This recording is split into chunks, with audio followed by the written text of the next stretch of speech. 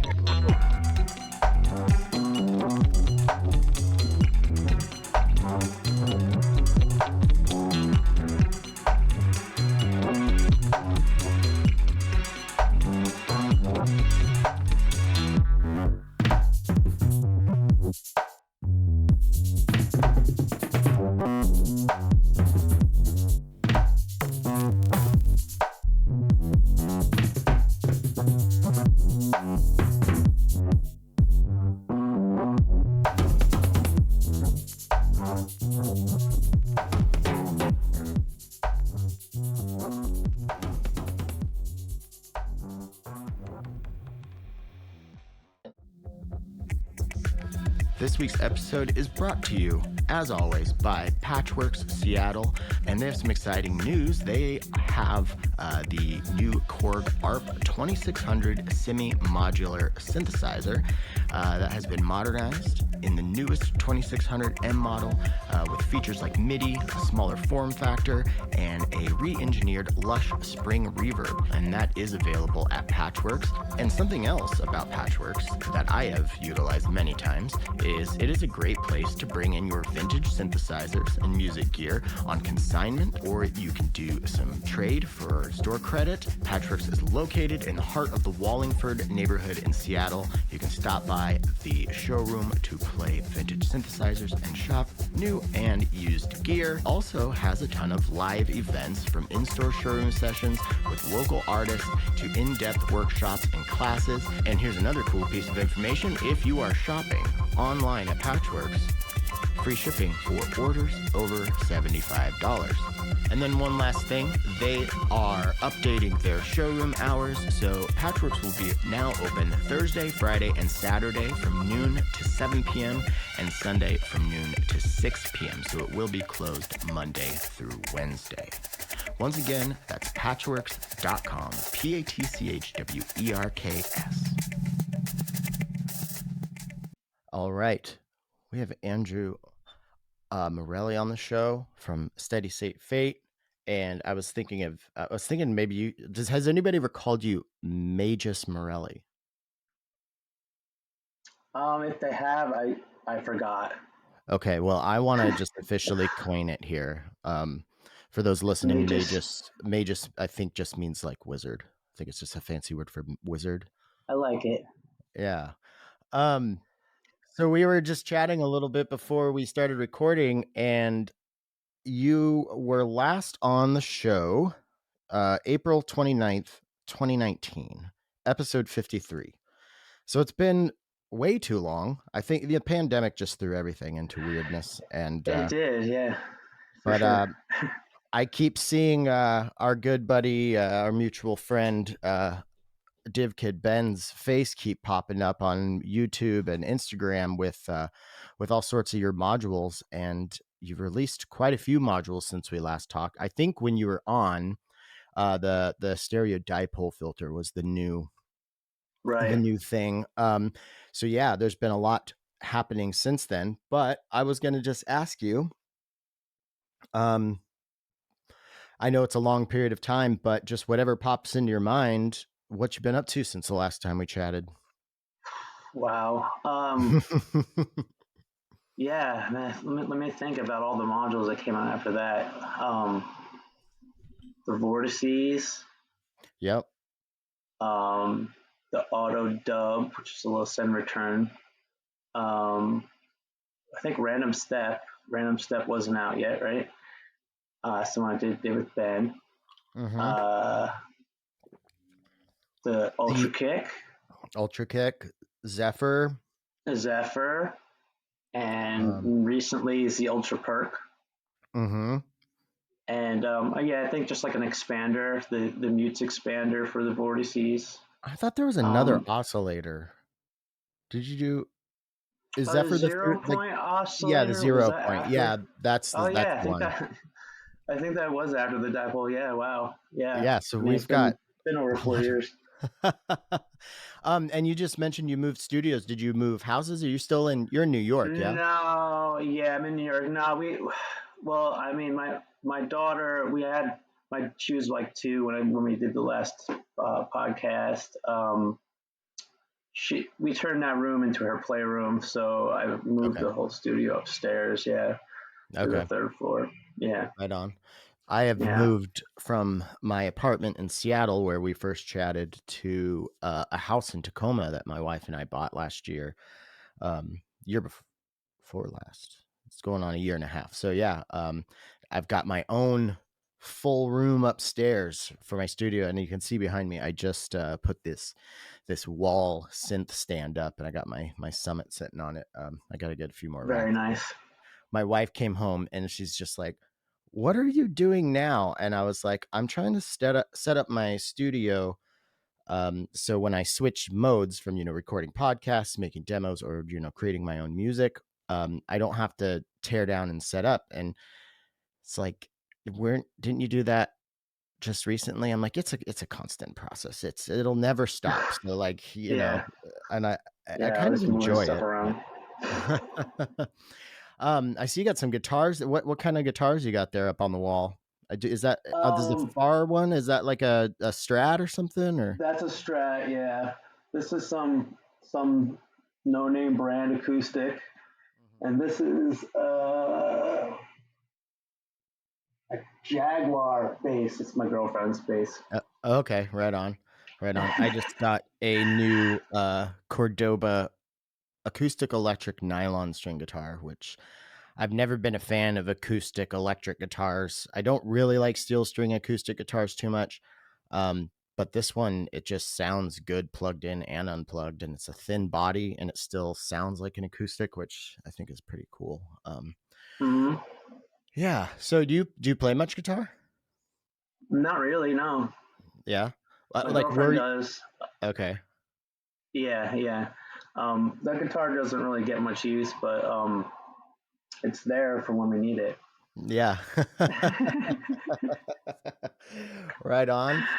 Um Yeah, and I'm almost like trepidatious to even bring up COVID, but it was just such an insane thing for the makers. And yeah. it worked out well for some people, and it was really, hard for other people. It was how was your There were experience with multiple it? phases.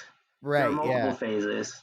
Like in the beginning, it was like, oh no, and then all of a sudden, I don't know, business like took off. Mhm. Um, I guess as everybody stuck inside, kind of thing, and they got that money, and yeah, no, it was like super busy for like a year and a half when it first started. Um, and probably like 2 years, it was pretty busy. But the last year and a half has been like really hard. It's Mhm. especially the panic started when like parts were becoming like not so available, Mhm. and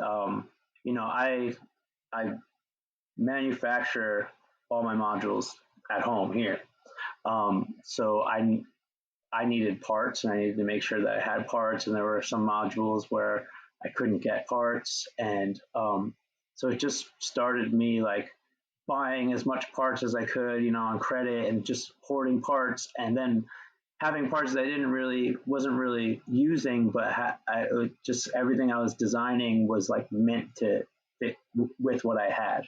So Mhm. it Mhm. was, yeah, and it's kind of been like this, just design, do a run, design a new thing, do a run for the past year and a half. It's been like that. Yeah. Yeah.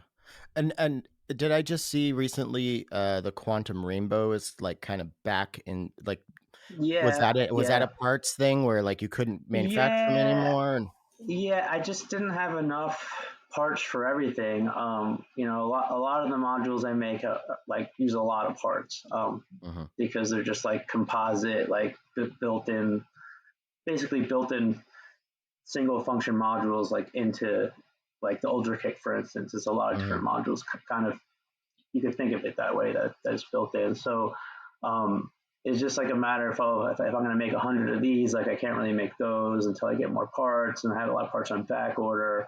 But yeah, I mean, I'm okay right now. It's not Okay. crazy, but I've just been basically building modules when people order them, Mhm. as opposed to like doing a big run and then just having them on the shelf. I see. Okay. And are you Yeah, doing everything on your own? yeah, I have one guy that comes in part time and he kind of solders like the pots and the jacks. My girlfriend is an amazing paneler. She puts the panels on and she screws them down and stuff like that. So Mhm. without them, I would be screwed, because I do everything else in the Mhm. business, and it's, yeah, So it's much work. 12 to 14 hour days most of the time. Yeah, it's starting to be taxing, but it is what it Yeah. is. Yeah. Right. Right. Yeah. So with with such a small team and just having everything done in house, like, because you've been doing it a while as well, have you found a good balance of having time to actually work on designs and, like flex your creative muscles. Because I know from my experience talking with so many of my friends now who are makers, the creative and designing part seems to make up a dismally small percentage of the amount of time they put in to their business. So what's that like for you? Yeah, I, I do spend a good amount of time doing that. I mean, that's the part of the business that I actually like. I don't really Yeah. like any other part of it. Uh-huh. Yeah, right. uh, yeah. But usually, like, there's little moments, like a couple weeks here and there, where there's downtime, and I can really focus on designs and experimenting with ideas that I have.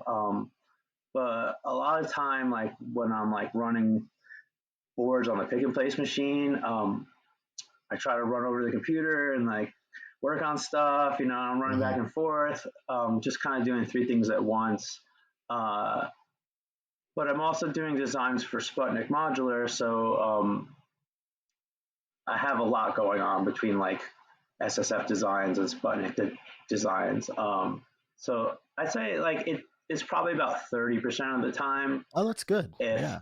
if I'm lucky, Yeah. it's about 30%. But yeah, I mean, most of the time is like building everything, testing it, calibrating, packaging, Right. yeah, all that stuff. Now, as far as the Sputnik stuff goes, is this something they say, "Hey, we want something that does this now, create the circuit," or do they how much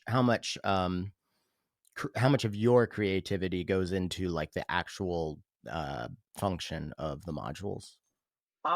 It's pretty much 100% my creativity, with the exception of the special processor, which I did redesign. It was basically like it was a modified version of the original Buchla Okay. design, but then I modified it even more and changed some functionality. Basically, the major functionality that I changed was that when you're doing like the spectral transfer, the sliders had no effect. They would only affect the EQ out, and I thought that was kind of weird, because you probably be cool if you're vocoding or doing some kind of spectral transfer to be able to like change the volume levels of each of the frequency bands. So I Hmm. changed that about it. I also allowed it to like saturate and overdrive. Okay. Um, yeah. All right. So everything was basically redesigned besides the topology of the filters, um, which is just something simple, and you probably wouldn't want to change anyway. So Okay. yeah, Okay. yeah. And I know that you ride hard for analog. Like, is everything that you do still analog? Yeah. I mean, I wouldn't know where to start to do something that was advanced in the digital domain. Hmm. Not that I want to. I really do enjoy analog sound, and it's why I got into this business. It's why I was always into synths. Not that I don't like digital stuff. I like mostly the digital stuff from like the '80s, like that kind of dirty kind of digital sound. Hmm. But yeah, I just love analog and just trying to continue advancing what can be done in analog. Okay. Yeah. And Yeah. that was, yeah, that is a perfect segue to what my next question was going to be is how, like, how difficult is it to try to create new or, come up with new ideas in, within the analog world since it's, it's been around a lot longer than digital, and you're definitely like, you're you're more it seems like you're more restricted as far as space goes. If you want, like, if you wanted, you could make some pretty crazy analog stuff, but once you start letting the feature creep in, then that's just gonna, expand the size. I know, like, parts are getting much smaller than SMD and stuff, but yeah, like. Yeah, I mean, I've been fortunate so far, with that. I mean, just like the Ultra Perk, for instance, there's three different envelope generators. There's two filters. There's tons of VCAs. There's noise generator. I mean, like most of my designs are kind of like just jam-packed analog stuff, and I've only there's only been like one or two times in my experience where I couldn't fit something onto a board. So I've been lucky with that so far. But yeah, I mean, usually, you know, I mean, there's advancing analog, and then there's like making it more complicated. I feel like with digital stuff, like you can be super complicated, and it's like all sits on a chip, and like you can make a knob do like 20 things and stuff. Mm-hmm.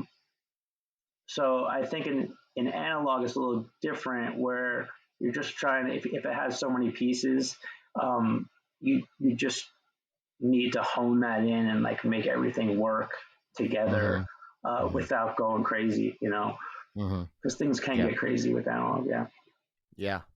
Yeah. And that's been one of my, like, I've messed with the original Entity percussion, and I've played a lot, and I've used the Entity bass, or Entity kick, a lot as well. And the range of sounds and control and everything that I've been able to get out of your analog drum modules has been like, that's kind of why I was making the quasi joke about Magus Morelli, because it's pretty cool stuff. And it seems like, both of those modules I just mentioned both now seem to have an updated version, right? Is the Ultra Kick, is that kind of an updated Entity kick or Yeah, Entity I bass?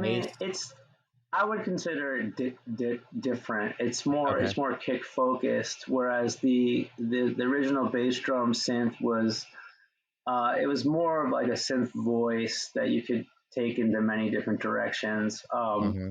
And the Ultra Kick is designed to kind of make a very finished kick sound and cover like a wide territory of kicks. Mm-hmm. Um, yeah, I tried to keep the people really liked how huge the original bass drum was. Um, so the guts of it are essentially that, but we added the second resonator to it, and the punch, like the different kinds of overdrive, the ripple, which is like the first core modulating the second, um, and those are all meant to manipulate like the transient, the initial attack, and like the first half of like the bodies of the sound and stuff like that.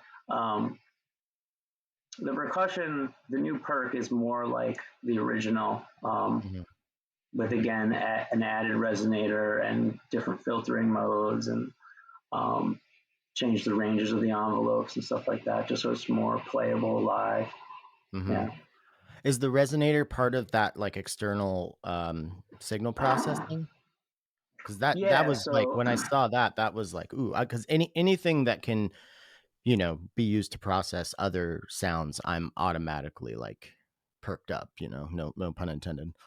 yeah, yeah. Um, yeah, the original uh, percussion synth had an external in too. Um, and when you patch into there, it's kind of like it's the same. So like the way that you uh, ping it, you just put a trigger into it, and it pings the filter, and that's like going right into the filters, right? So the external in is, it's not a modified like trigger. It's just a signal, but you could put a gate in there, you could put a trigger in there, and then that's going to get processed through the filters and through the wave folder and through the VCA. Okay. So you can mix like an oscillator, you can mix like another drum module, or you can put gates in there and get kind of like alternate percussive effects. I think Divkid was doing that in his demo Mm-hmm. video. Sounded like really tribally. Yeah, no, I I have a hard time like not allowing for this extra uses when I have a system that caters to it. So it's a percussion module, but it's really another just like specialized synth voice that you can Mm-hmm. do lead lines, bass lines. You can run a sequence through it and make some like resonant acid, stuff like Yeah. that. Yeah. Yeah, that was what I really loved about the my analog kick was it analog bass or analog kick? The early entity. The entity, It was the I'm bass forgetting the drum name now. synthesizer. Yeah, so Eh, that I got it obviously because I wanted to make cool bass drums, but I found myself using it a lot more for like just kind of really round sounding like higher percut not higher, maybe like mid frequency percussion because I just thought like mhm. that was the zone that I really like key in on that. And it's actually it's the whole like percussion section except for I was playing some plastic chopsticks on my desk. I overdubbed that, but everything else in this track called Kitty Safari off of an album I did with my friend Steven, playing like classical improvised piano on a baby grand, and I was like processing it through everything, and that was like my only percussive module for that whole system or for that whole session. And it was just so flexible. It really like it. I feel like when I look back on that system, it was a few years ago. That's the first module that pops out to me. Where like, what were some of the essentials for making this one piece of music? That the one always pops into my head first. It's yeah, pretty badass. Mm, nice. Yeah.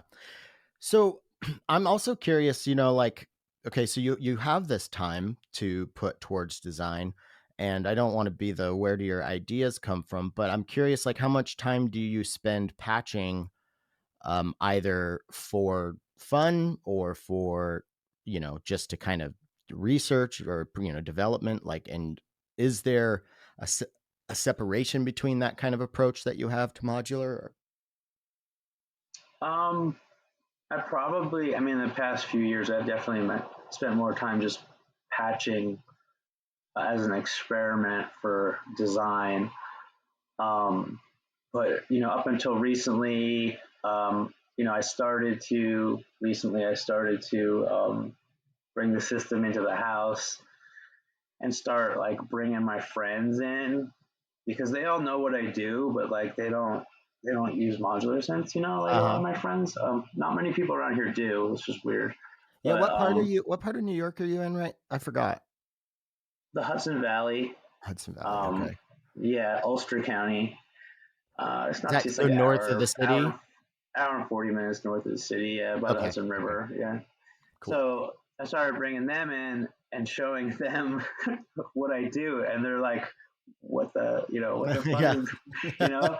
And it's been really fun. Like I don't know why I haven't done that. I mean, usually when I tell people what I do, it's like, you know, they don't Yeah, get it. totally. So I Mhm, just kind of stopped telling people what I do like years ago, unless they know what it is, So, mhm. but yeah, I've been spending more time just like playing and just like making music, um, just for fun. I'm not even like That's recording awesome. anything, just having like a jam session for like an hour and then being happy with it. So that's I'm like yeah. really nice. Yeah. I'm impressed and really happy to hear that for you because like I said, so many of my maker friends, like, they're like, the last time I made a patch for fun or for my own music was, a long, sometimes years ago. And yeah, that's and You I can get sucked understand, away from it. Yeah. Yeah. Yeah, Yeah. because I there's so mean, much to it. it's like, if you're at work, you don't really have time to just like play. Because if you're doing that, you're going to go down that rabbit hole and you're going to be like, oh, like I had to calibrate these like 40 modules today. And like, oh, Mhm.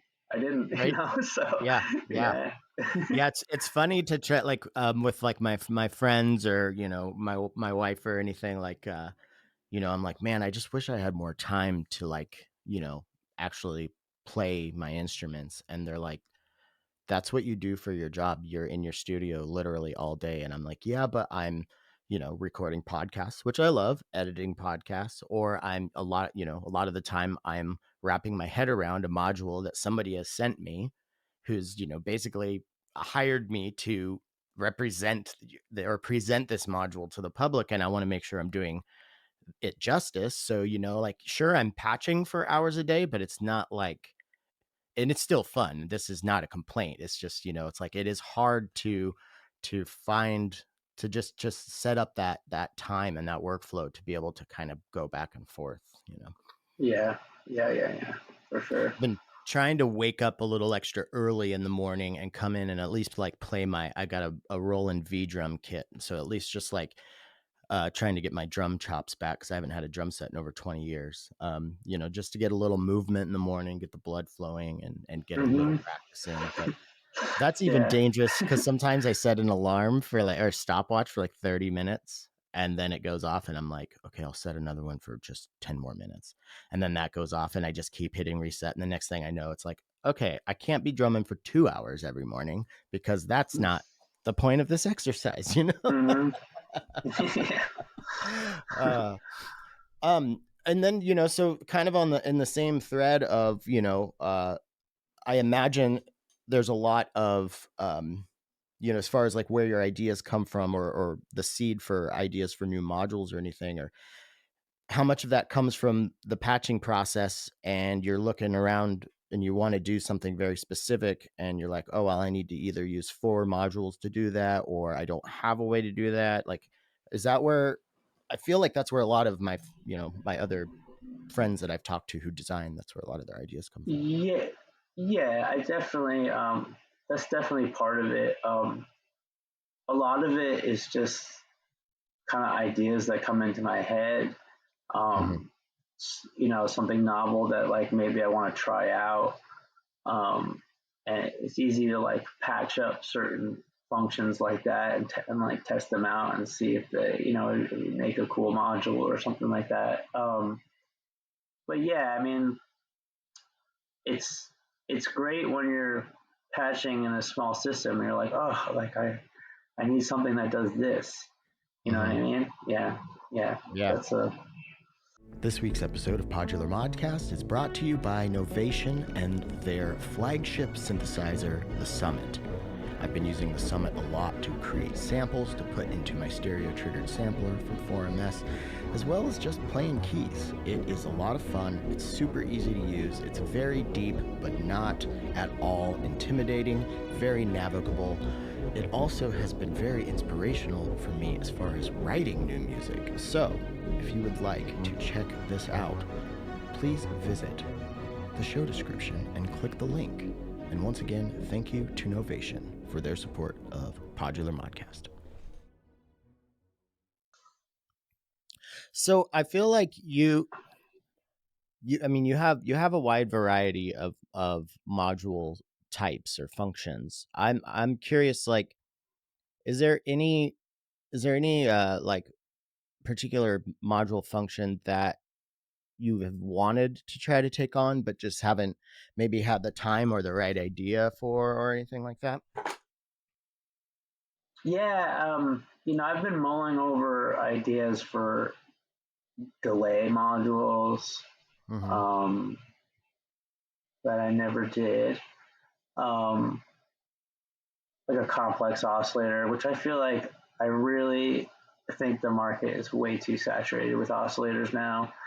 Uh, Probably not going to make an oscillator unless I make like a desktop synth or something like that, which Mm-hmm. is not off the table. But yeah, like I'd like to do a delay. Um, Never did a sequencer. It would be a simple one if I did one, Mm-hmm. but try to incorporate cool features in it. Um, yeah. Is there anything else that just never got to do? Yeah. I don't know. Like basically, I've been on this run of doing like percussive style modules, and it's actually like a really good form to kind of make my ideas real because you can do crazy stuff and it could just be percussion, but then it could go like different places from there. Whereas Mm-hmm. if I was just making like a synth voice, it's like it's not that interesting to most people, I guess. Just having like a crazy oscillator versus something that's like percussive, you know? Yeah. Yeah, it's Yeah. funny. There are a lot of oscillators, and sometimes I see a company releasing a new oscillator, and I'm just the cynic in me before even hearing it has nothing to do with the whatever person is making it or anything. There's just like this cynical side of me instantly that I'm trying to weed out because it's not a fun part of me, but it's just like what what can be offered now to the oscillator world. And oftentimes when I've presented that question to myself in my own head and then played with whatever this oscillator was, I'm like, okay, well, this actually has some pretty awesome features on it that are pretty unique to this. And I think, like, it's the perfect, like you said, for the percussion thing, it's the perfect format and environment for it because of the signal routing opportunities with with control voltage and stuff. um Hmm. but kind of back to the delay, because this is something like I'm always kicking out around ideas of, I would like to, I fancy myself as, well, I would like to fancy myself as like an ideas guy who could come up with cool ideas. I can't design circuits, but maybe like work with somebody who can to make something that's trapped in here a reality. And a delay is something that I've, been thinking about, like what would be a new fun take on delay, but there's just so much out there. So I'm curious, what is or was the trepidation or holdup for a delay? Just can I make it cool enough? You Mm-hmm. know, Mm-hmm. there's so many great digital delays and there's good analog delays. It would really kind of be kind of a specialized characterful thing in terms of being a delay. You know what I Mm-hmm. mean? It would be like Mm-hmm. kind of more of a specialized kind of effect. And I guess that would just want to really experiment and see how good of a delay that I could actually make that I'd actually want to like produce it, you know. Mm-hmm. Um, but it's not like something that's been holding me up. Like, oh, I need to make this. It's Right, just, right. yeah, The right, yeah. Well, it's funny you said like ideas pop in your head, and I feel like this is pretty common for just creatives in general. This is certain, like I would say that any of the artistic output that I've made that I think is like, really good or I'm very proud of, I the it's almost like it's lightning bolted into my head. Like it's not like I'm so it's like I can't really, well, I can, but like I don't like to take too much credit for it. I'm like like the muse or something just handed this to me and I took the time the to do it. aether. Yeah, right. Yeah, exactly, right. Grabbed it out of the aether. Yeah, Uh-huh. yeah, So for like sure. do you have these just like flashes of like, whoa, Yeah, that's a almost fully thought out like function or something? yeah, and then if you can like make it, it's really exciting. You Yeah, know, for you sure. have an idea and you can build something. That's probably the most rewarding thing that you could do. I think as a Hmm. designer. Um, yeah, especially when you're trying to do things differently, when you're trying to like create new things, and you get a really cool idea and it actually works out. You know, and then you Hmm. can make it. Yeah. And I'm curious, like it doesn't seem to be as much the case in the modular world, especially, because it's people like yourself who, are doing this because they want to create something that not only is cool, but something that doesn't exist yet or that they want. Like how much does like the market or what or just the fact that you are a business and it's your livelihood, like how much influence does that have on like a new idea? Like I want to do this idea, but this one might sell better. Like does that factor in? Yeah, unfortunately, yes. Hmm. Yeah, because it's a lot of time and a lot of effort. You know, like and you could between starting a design and actually being able to make it, it could be like 3 4 months. You know, like you prototype stuff and then That seems you fast tweaking those. actually. Well, I mean, it that is fast because you know to design something. I've been it could take me 2 3 weeks at most to design something, and then I want to prototype it, and that takes a couple of weeks to get a PCB. Then you got to have the time, the second between stuff to make it, and then of course there's all kinds of things you want to change about it. So I spent a couple of weeks messing with that, and then you want to maybe order another prototype, So that's like a month and a half, 2 months right there. Mm-hmm. Um, but production usually takes anywhere from 1 to 2 months, with Yeah. just a couple of people doing it. Yeah. But yeah, it's a big chunk of time and money. So, I got a family to support, I got bills to pay. So yeah, it Mm-hmm. does change what I choose to make. Yeah. Mm-hmm. Yeah. I mean, and yeah, I know that that's got to be the case for everybody, and I think also just the type of people that are drawn to this format, and like I feel like there's a lot of artistic. I look at all you guys as artists as much as like technology designers. And I know It for does me, feel like art for yeah, sure. It, yeah. it I feels mean, like art. Yeah. there are pieces of like the layout, like, and I love the little, the where the button is on the new percussion. It's like a little. It almost looks like kind of Zelda-y, like an Mm-hmm. eye or Yeah. something. Yeah. The originals had like a little eye by the Mhm, LED. Yeah. yeah. Um, but yeah, I guess where I was going with that is like I have a little bit of this too. Like I love doing this podcast. I love making videos with synths. I love making music with synths. But like the only way that I can actually do it is I have to find some way to monetize it, which is I it's my most hated part of it. I Yeah. feel I don't feel it feels wrong to me. I'm not good at it. Um so yeah, I just like I wonder how much of that like because it seems tenfold for all y'all. So Yeah. I mean, I'm not so good at it either. Like, it's weird. I don't make a very good business guy. yeah, me neither. I'm just kind of doing what I really love doing, and that's just creating and designing things that make cool sounds and are useful and for people to make music with, and that's the part that really makes me happy. And then there's this other part where it's like, Uh-oh, oh, you well, you have to froze. promote I don't know it, if you you got to sell it. Like I do almost zero promotion because it's like by the time's all said and done, I'm exhausted, and I'd rather have people just discover the modules or like be interested or like hear a friend that had it and get excited about it than me like all this like sensationalism about around this thing. And unfortunately, that does work. I've been in that situation where we've like launched things and everyone's like, like I got to get Mhm. it, and it works.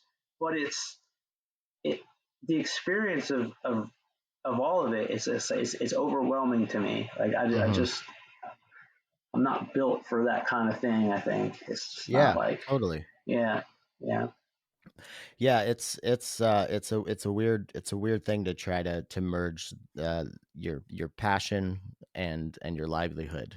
Unfortunately, that's the world we live in. So I'm curious with this prototyping process, like do you have any trusted confidants that are kind of like beta testers that you bounce, hey, can you try this out, listen to it, or do you kind of like get it to like what point do you get it before you start sharing it, or how does what's that process like? I mean, throughout the years I've pretty much just been my own beta tester. But over the last few years, like there's some people who I'll send the module to, but I usually don't send them out until I feel like they're done. Mhm. And I'm looking for opinions, I guess, or you know, because once I've been so involved in something, like it's like I need someone else to like it Yeah. doesn't know anything about it to pick it up and be like, I don't get it, or like this is really cool, and then Mhm. I feel good about producing it.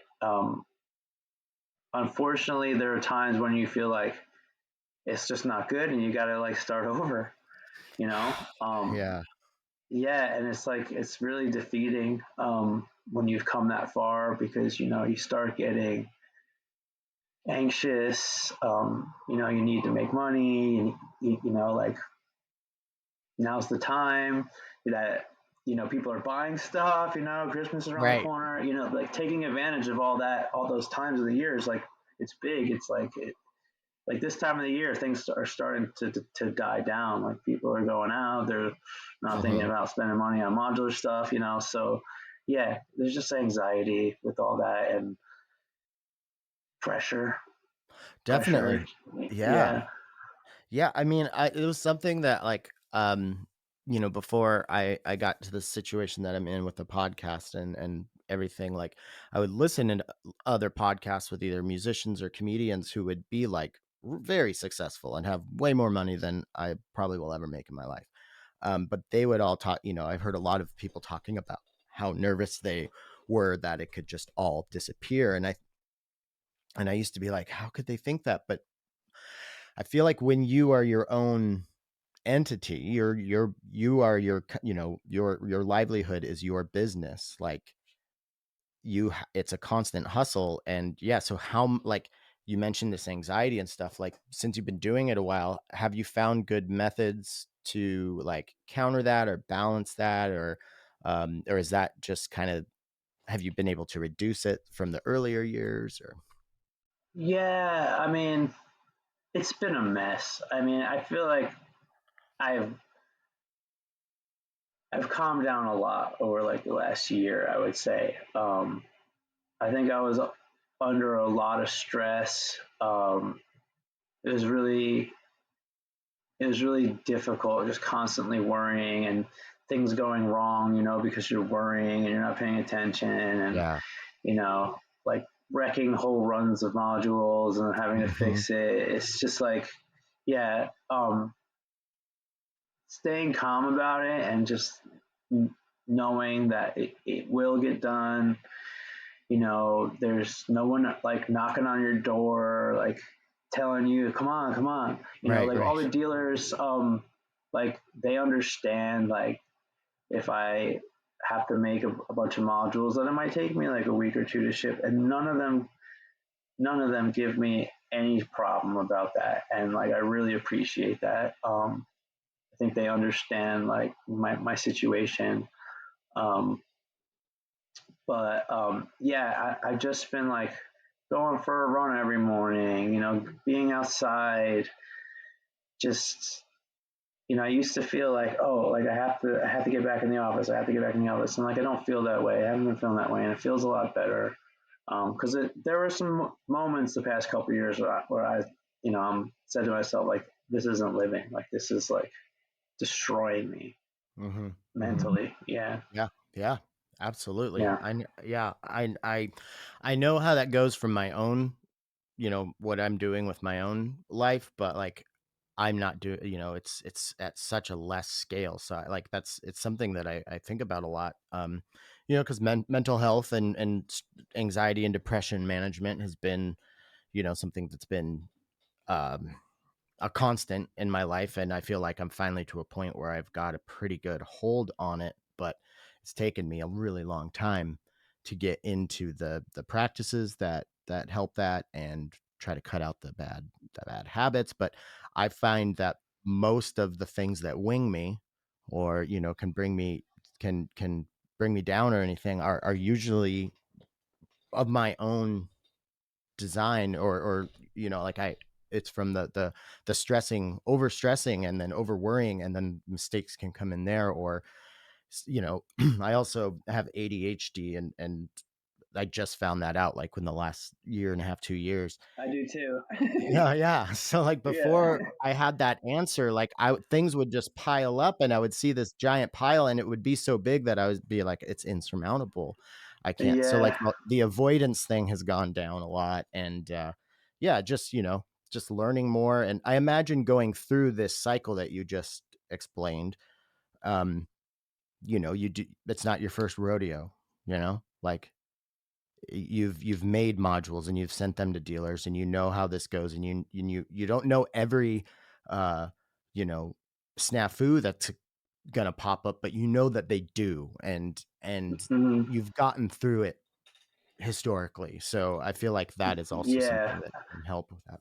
yeah. It doesn't feel like the end of the world so much when Hmm. something goes wrong anymore. You know, because you know initially when something went wrong, it's like no, like this is just horrible.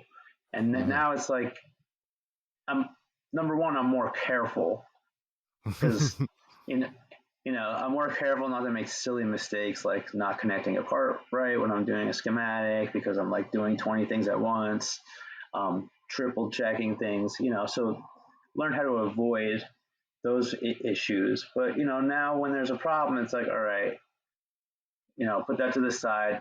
And on top of that, most problems can be fixed. So, it's not such a big deal, Mm-hmm. you know? Yeah. Yeah.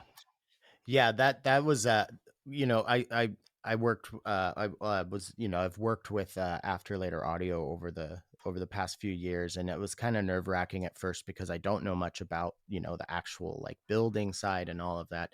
And Lenny said that to me, which was gave me a lot of just stress relief. Is just like, yeah, people make mistakes, we all make mistakes, but like no mistake is unfixable, like you're not Mm-hmm. gonna derail the entire operation by this mistake. So like, and I need, especially with me, I needed to hear that because it's often my fear of making mistakes that That is makes the you make root mistakes. of. Yeah. Exactly. Yeah, yeah. So you understand, Yeah. you have ADD. I think that's an Yeah. ADD thing, like. Yeah. Yeah. I mean, it's part of why I have to do like 20 things at once too. Hmm. Hmm. It's um I although I can sit and design for a while and I can sit and do a layout or a schematic or a board layout, but even still, like I have to stop and just like walk out the door, like Yeah. every like 20 minutes. It's just like I have to stop, Hmm. because it's just too repetitive, too tedious sometimes. But I feel like those are the moments when mistakes are made because you know I'm often like 3 or 4 steps ahead of myself when I'm doing stuff like that, and then I leave and I come back and my brain's probably telling me, "Oh, you did it already." Right. On to the next That thing. actually makes a lot. That makes a lot of sense, actually. Like I said, Yeah, this is all kind of new to me, and I'm like learning so much about myself. But like you just explaining that, I feel like, holy shit, that that's me. Like that's definitely yeah, happened to yeah, me.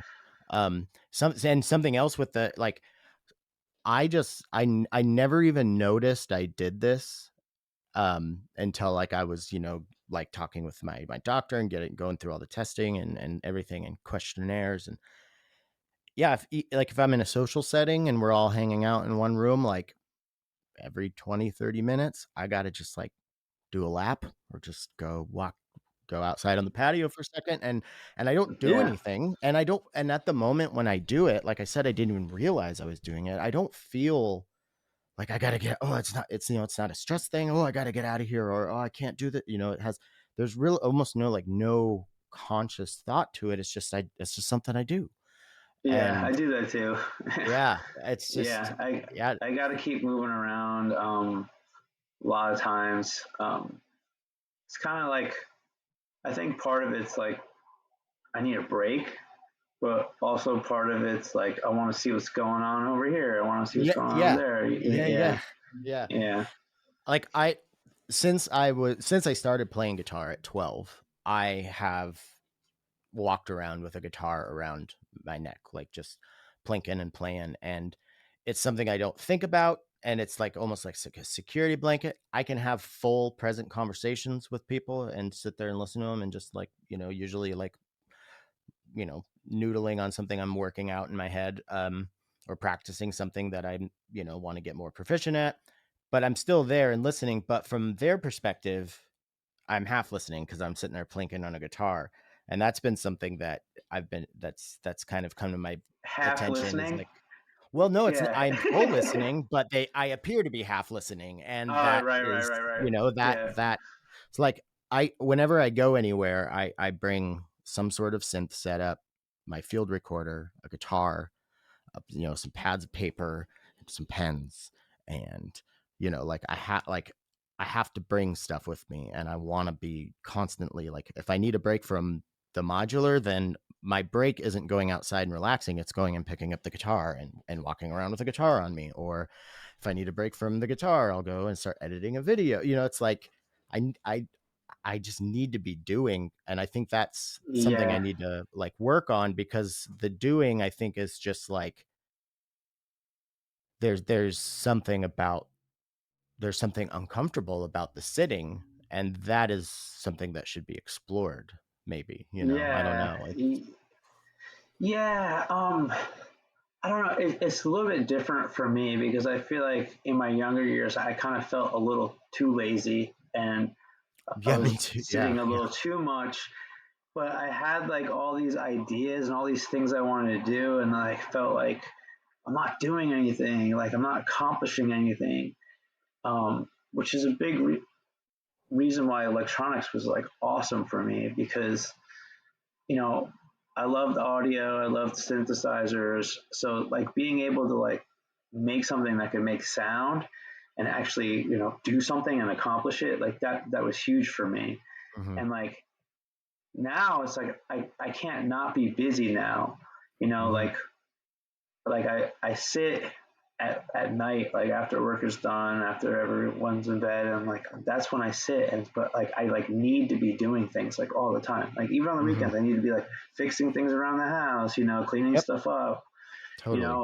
But I feel it feels really good to do stuff. And I don't feel so good when I'm not doing anything.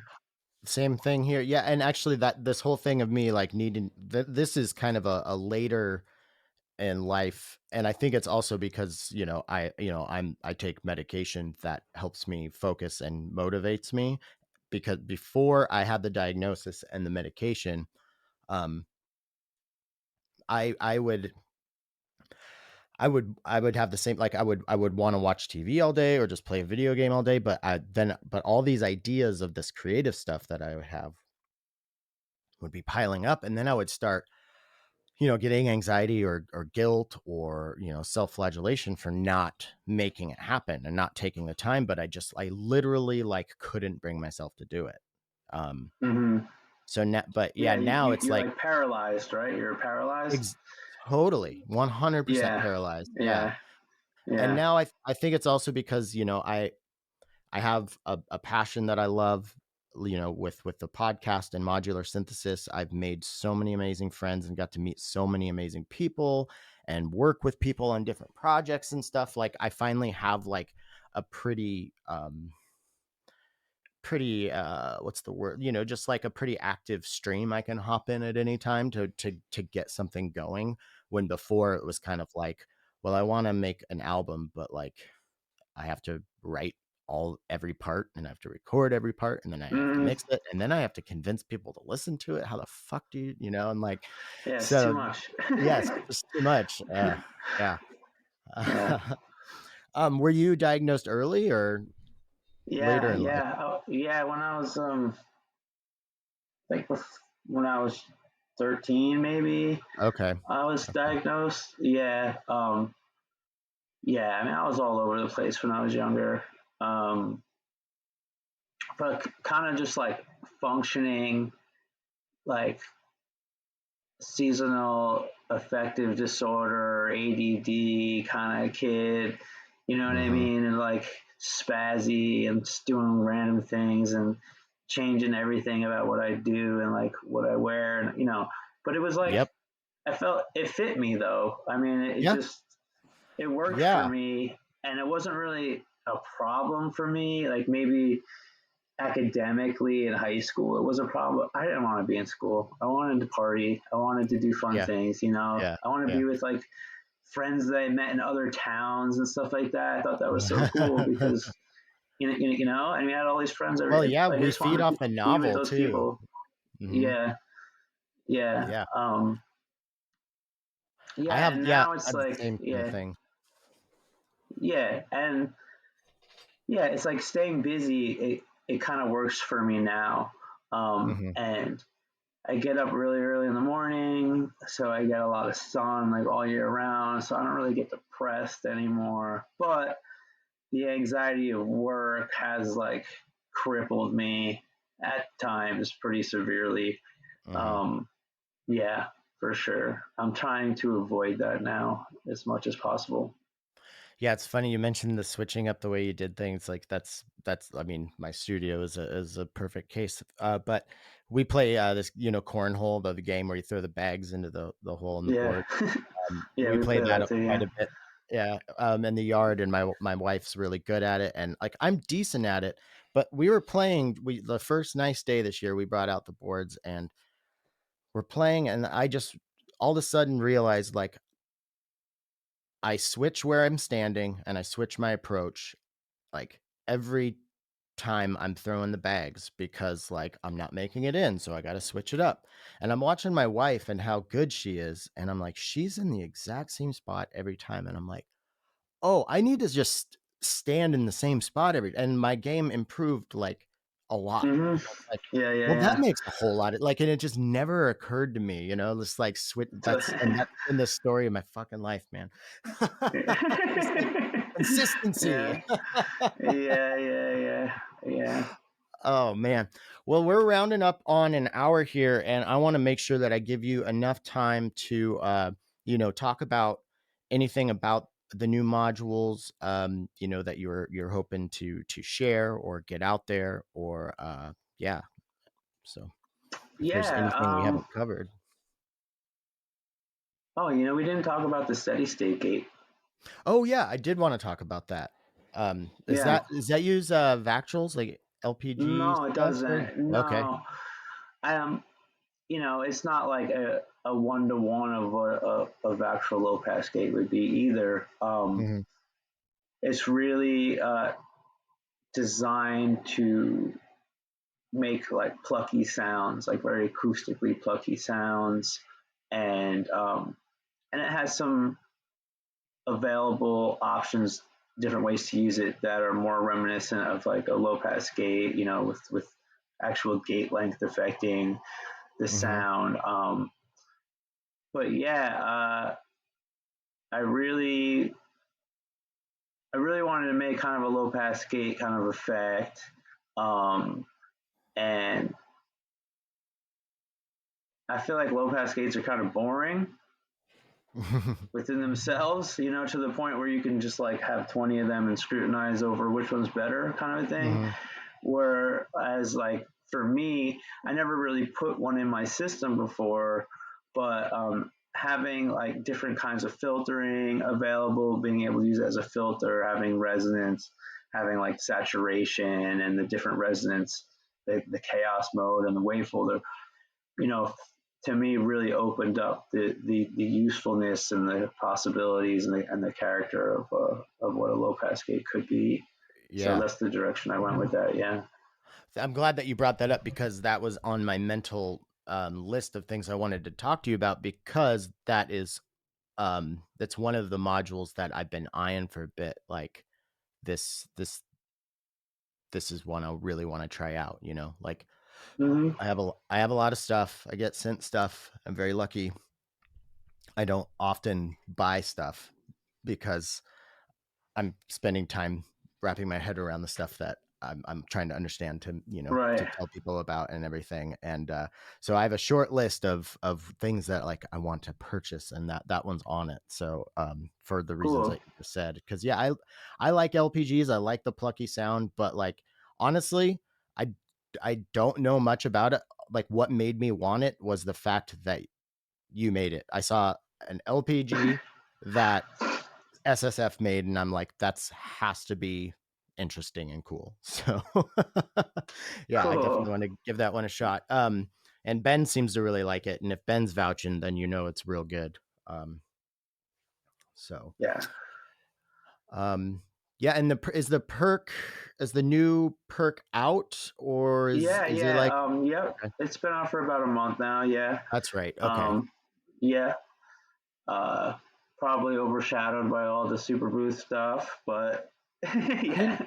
Did they just switch Super Booth from September? I always thought it was in September, and then all of a sudden I saw the people were asking me, "Are you going to Super Booth?" And I'm like, "No, it's when my wedding anniversary is." And then I'm seeing all these people posting about it, and I'm like, "Wait, it's happening now?" Yeah. No, it's been in May. I mean, I think the first one I went to was in 2018, It was in May 2019. Yeah, I think it's always in May. I thought it was late September for some reason. Huh. That's NobCon, I think you're Maybe thinking that's of. not. Okay. Yeah, I Okay. think that's like mid-September. Yeah. Also, I think like, I'm gonna go to NobCon. I haven't been out to a show in, I don't know, it's been like 3 years. I've just kind of been holed up, so I need to start yeah, coming out again. yeah, they're between Portland and Seattle. It seems like there's yearly stuff that's starting to happen. I know there was Waveform PDX last year, which was really cool. But yeah, it'd be cool to get you out on the West Coast and Yeah, it's been a while. It's been a really long time, actually. Yeah. yeah. Right on. Well, is there anything you would like to scream from the modular mountaintops before we sign off? Oh, geez. I don't know.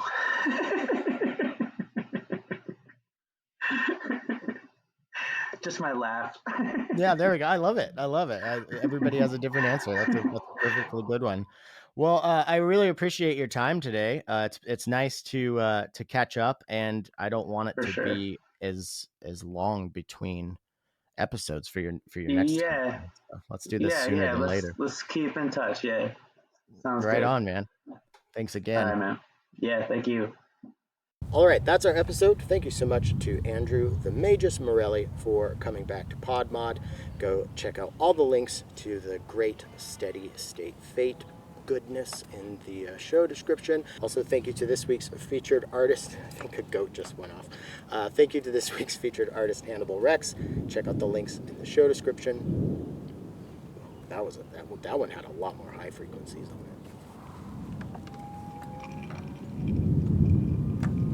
The cows are going nuts. I think they're freaking out because of the thunder. Well, that's getting louder and closer, and it's getting darker. And I've got an umbrella above my camera sticking up into the air, and I'm in the middle of the field. So I should probably cut this short. Thank you for listening to Podular Modcast. This week's secret word is lightning. Until next week. And I also thought it would be cool to show you. Whoa. You alright? Somebody just fell over in the background.